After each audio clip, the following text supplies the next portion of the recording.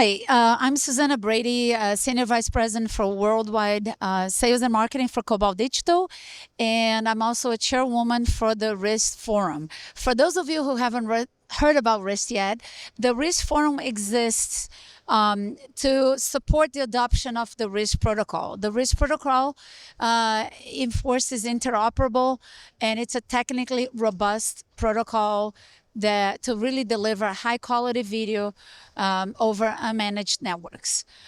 Here at NAB, it's a great opportunity to get all the RIST members together to talk about why they decided to adopt the RIST protocol, and also they can share some stories about some of the implementations. So it's really a good time to shout why RIST, and here we're going to be with several RIST members today, and thank you again for joining us. And if you want to learn more about RIST, please go to rist.tv, and you can find all kinds of resourceful information and also how to join the forum. Thank you very much. Hi, I'm Sergio Ammirata, founder and chief scientist at SipRadius. We specialize in live media transport, remote production, and ultra-low latency video delivery over IP. I've been involved with RIST from the very beginning, helping define the specification and building the open source implementation called LibRIST. RIST is really the culmination of a long journey towards standardization of a transport protocol that can handle the chaos of the public internet while still meeting the quality, latency, and reliability demanded by professional broadcast workflows. At SipRadius, RIST is the backbone of our architecture, whether it's contribution feeds from remote production sites or secure distribution of content across global facilities. RIST gives us the foundation we need.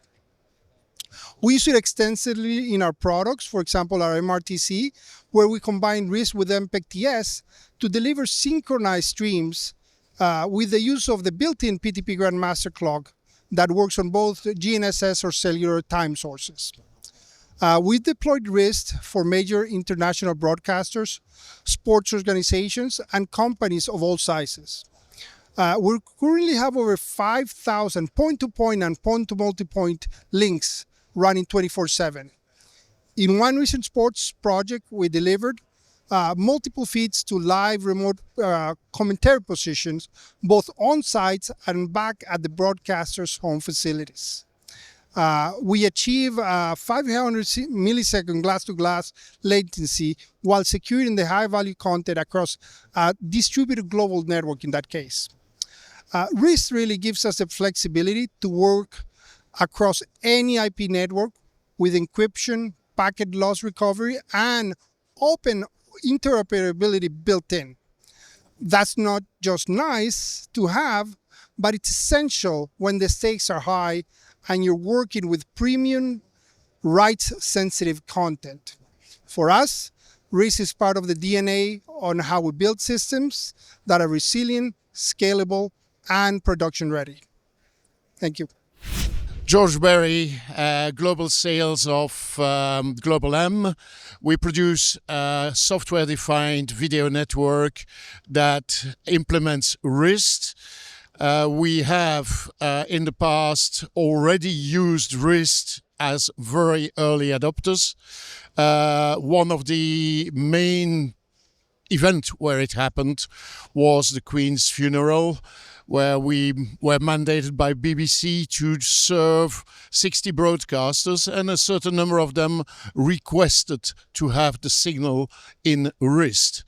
It was easy, it functioned perfectly, and we were able to deliver what we expect, prime quality with a stable signal. Hello, I'm Rick Ackermans, Director of RF and Transmissions Engineering for CBS Television. I'm also chairman of the Video Services Forum RIST Reliable Internet Stream Transport Activity Group. We've made a lot of changes in RIST over the last year. We have multiple updates available from many of the providers from which you can purchase RIST. But what I'd like to talk about most is the updates we're currently working on. We're currently working on what we call hybrid, which is something that will allow you to use RIST with both satellite and terrestrial networks. As many of you may know, the future of C-band satellite is somewhat in question in North America. RIST Hybrid will allow you to use services such as KU or KA satellite without having to worry about rain fade, by using the RIST and an internet connectivity to fill in when you have those gaps in satellite connectivity. This should be available soon from many of your providers from who you get your RIST products from. And we hope that it is something that you will really enjoy and will continue to make RIST the best option out there for terrestrial and satellite transport of video services. Hi, my name is Adam Nilsson. I work as product manager at NAB Insight, one of the founders that were part of the group that founded the RIST protocol, and we leverage that in our Nimbra Edge product, which is our cloud-native product that has been active for about 5 years. And the reason why we do RIST is because it's interoperable, and that is super important for us. That's something we're really, really committed to. Being able to work with other vendors and collaborate on the new features and functions that will benefit not just us, but the whole industry. And we've done that for years and years, and we continue to do that. Leveraging simple profile and main profile gives us a lot of advantages and possibilities within our product to support features and functions that other protocols just wouldn't. And I think one of the main benefits for us is the way that we can leverage the RIST tunnels to move a huge amount of bandwidth through the cloud without having that amount of overhead that you might get with other protocols where you do point-to-point and things like that. So for us, being part of the RIST Forum and using RIST is a key benefit and a key feature for us to sell to our customer, because we see a lot more need now for these interoperable and scalable solutions. And since the start using RIST, it's always been secure and reliable, which is another main feature of using RIST. So going forward, being part of this RIST Forum group, leveraging RIST in our product is key. And that is what we're seeing more and more from the market. And RIST also developing new features all the time gives us opportunities to not just work with other vendors, but also bring value to the market. And I think that is going to be key as we see this industry growing and changing at a rapid pace, just as RIST. Hi, I'm Satoshi Kanemura, President COO for Corporations. We are using RIST for our encoder and decoder. Why? Answer is very simple. Because I love RIST. Why? Number one, that's an open format and an open standard. People sometimes very scared about the propriety, but RIST is pretty much open. So we can talk about RIST, how we're going to improve it, and they really improve it. So that's open standard is a key. Number two, people asking robustness, and the RIST is really robust. Military-grade encryption. That's all our customer broadcaster want. Number three, RIST has up to even 10 stream transmission, and even that the video and the audio is synced together. That's really our customer broadcaster want. So those are the reason, but multicast and all other stuff, RIST is great. So my result, as I said, I love RIST, period. Thank you very much. Hi, I'm Richard from Quicklink here.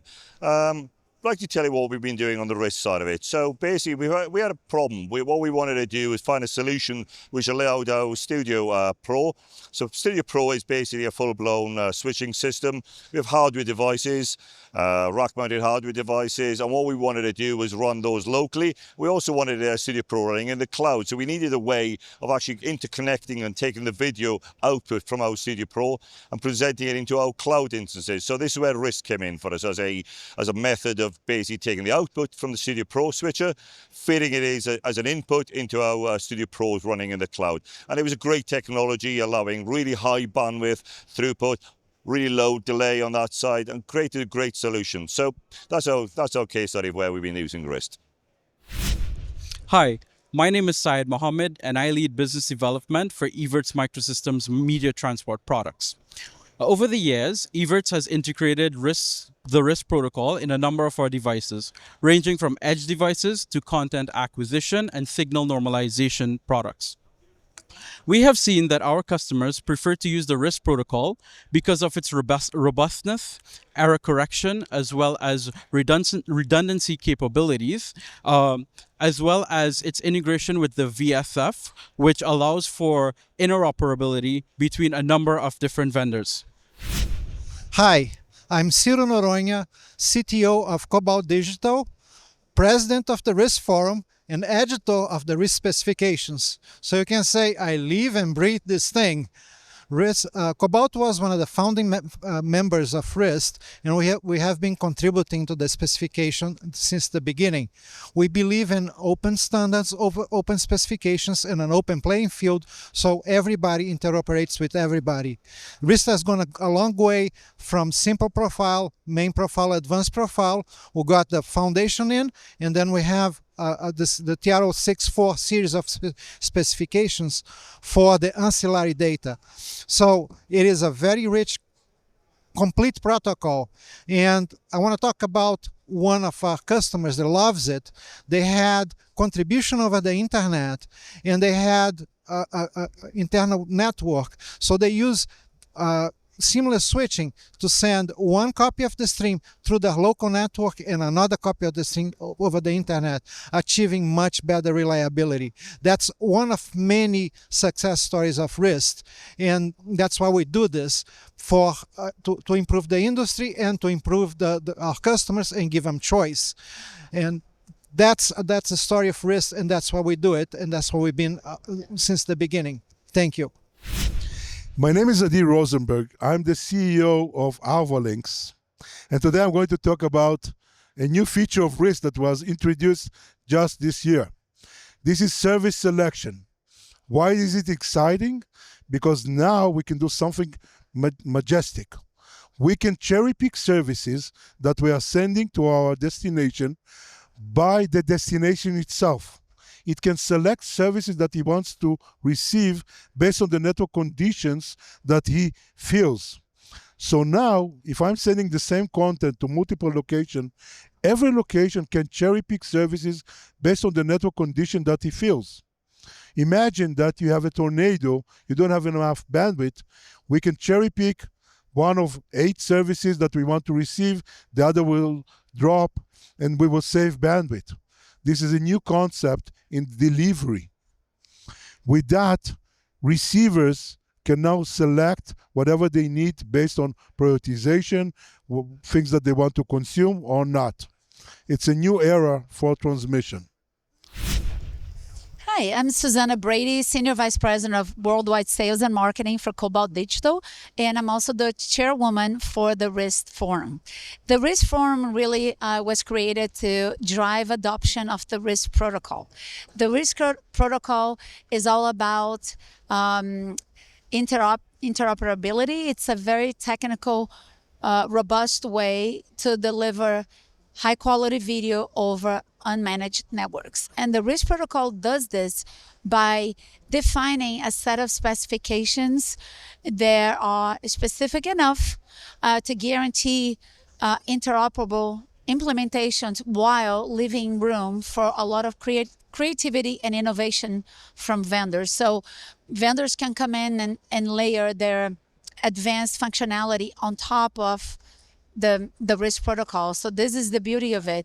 So here, it's exciting to be here at NAB because we have the most contingent of RIST members, and they're going to come and talk about aspects of the protocol, and also they're going to talk about some specific implementations, and the long list of products that are RIST enabled have just grown through the years, and today we have about 300 company members of the RIST Forum.